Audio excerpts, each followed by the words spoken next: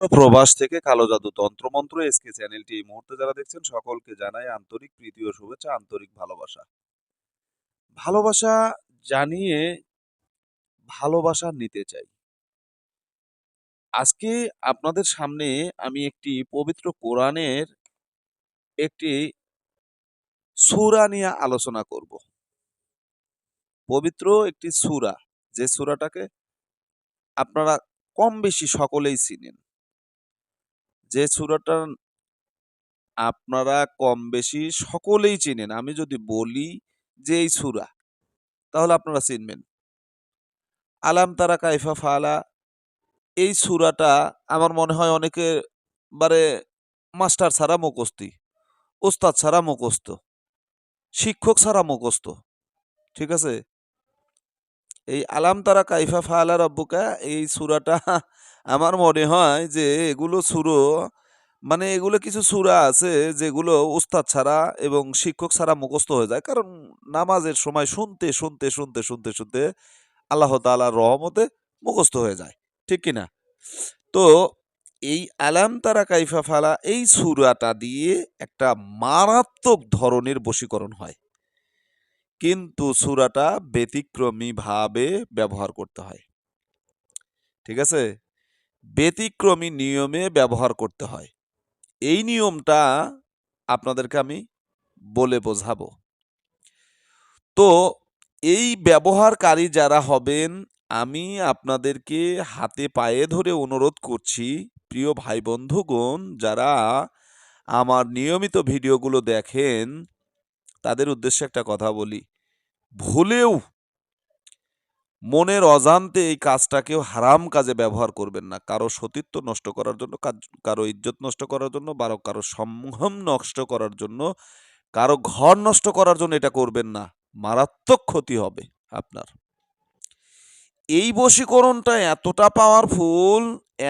Powerful যে এই বশীকরণের সম্পর্কে যা কিছু বলবো কম হয়ে যাবে।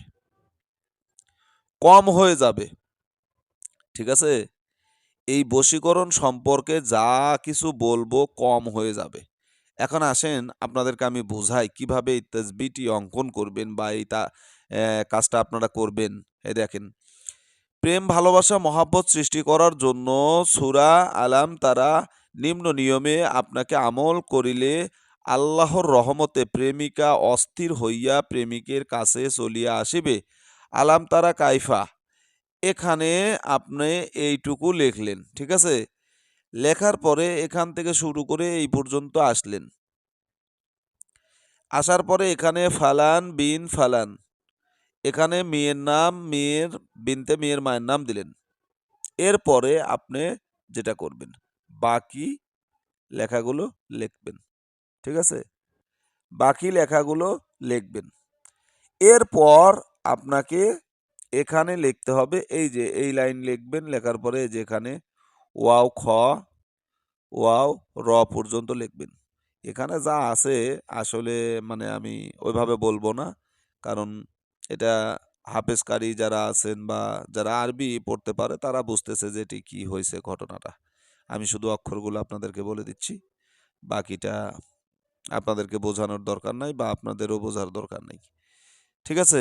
এখানে আপনি নাম দিলেন, ছেলের নাম বিনতে, ছেলের মায়ের নাম। এরপরে দ্বিতীয় স্তরে এসা আপনাকে এটা পুরোটাই পূরণ করতে হবে। তাবিজ এটা পূরণ করতে হবে। এরপরে এই জায়গাতে এখান থেকে, ঠিক আছে?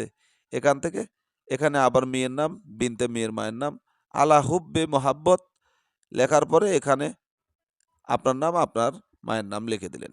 ঠিক আছে? এটার নিয়ম খুবই ভয়ঙ্কর। এখানে আমি সম্পূর্ণ নিয়মটা আপনাদেরকে বাংলায় দিয়ে দিলাম। ঠিক আছে? বাংলায় সম্পূর্ণ নিয়ম এখানে আছে। কিভাবে এই আমলটা আপনারা করবেন, কিভাবে আমলটা করতে হবে, সম্পূর্ণ নিয়মটা এখানে আছে। কারণ যেহেতু এখানে সূরাটাকে একটু মানে বিকৃত করা হয়েছে, যার কারণে আমি ওগুলো বললাম না। আপনারা যদি কাজ করেন 100% ফলাফল সঙ্গে সঙ্গে পাবেন। তো ভালো থাকুন, সুস্থ থাকুন। আল্লাহ হাফেজ।